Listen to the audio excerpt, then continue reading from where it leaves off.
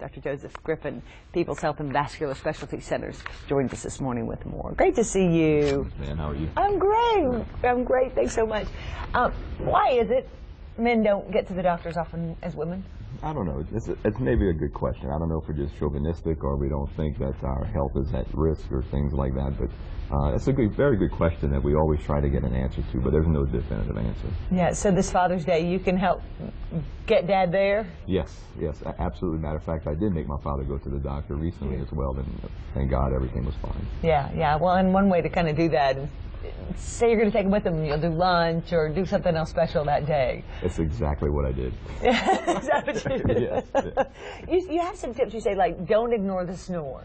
Right. For sleep apnea, that's one of the things we're trying to talk about today is, people that snore a lot, especially people that are overweight, you can have something called sleep apnea to where basically you lose your windpipe as you sleep and cause what they call a hypoxic event, to where you could have coronary disease or lung disease, and actually could result in death, unfortunately. So don't ignore the snore. If you have a snore and you are overweight, you may want to speak to your family practitioner about this.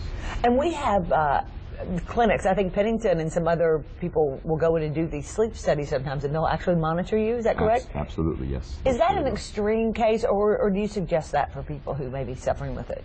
No, I would definitely recommend people to speak to their physician about that. So more than likely, it's not the actual person that has sleep apnea that knows it. It's usually their significant other that's saying, "Hey, you're snoring a lot. Let's get this checked out." And things with sleep apnea, which you'll notice, is you don't sleep through the night, so during the day you're tired more than you should be. And sometimes it is because at night you're not sleeping well and you're constantly waking up and not getting good night's sleep. Yeah, and unless you're really recorded doing that, a lot of people don't know that they're doing it, and certainly if they live alone, they probably don't. Correct.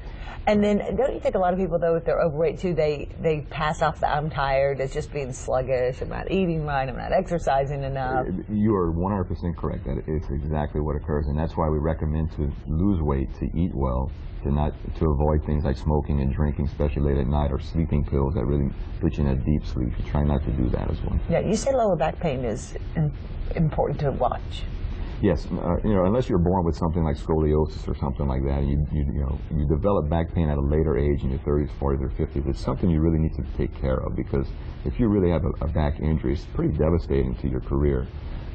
So we recommend, again, to lose weight specifically around the abdominal area, because if you could kind of get that weight off of there, it takes the weight off your back as well. And there's things you could do, very simple things, such as just bend your knees when you pick up things. Don't twist your back a lot.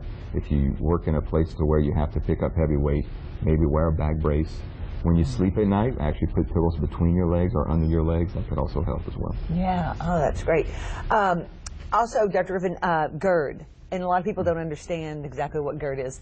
GERD is a very long word for heartburn. Okay. So, yeah, that's the simplest way to do it. So, again, people that are overweight, people that are eating unhealthy foods, specifically fatty foods and spicy foods, you'll get that heartburn, and it doesn't go away. And I mean, it's very discomforting to have heartburn. But if you could do things such as exercise, specifically after you eat a meal, to not lay down, not to lay flat, but actually exercise, walk 15, 20 minutes or something like that, and avoid, again, the smoking, the fatty foods, and the spicy foods, you could decrease your chance of having severe heartburn. Excellent, excellent. Well, heart disease, of course, another big problem. I mean, so give the gift of life and give the gift of love, and make sure your dad goes in for a heart checkup and all those great things. Dr. Joseph Griffin with People's Health and Vascular Specialty Center. Thanks for joining us this morning.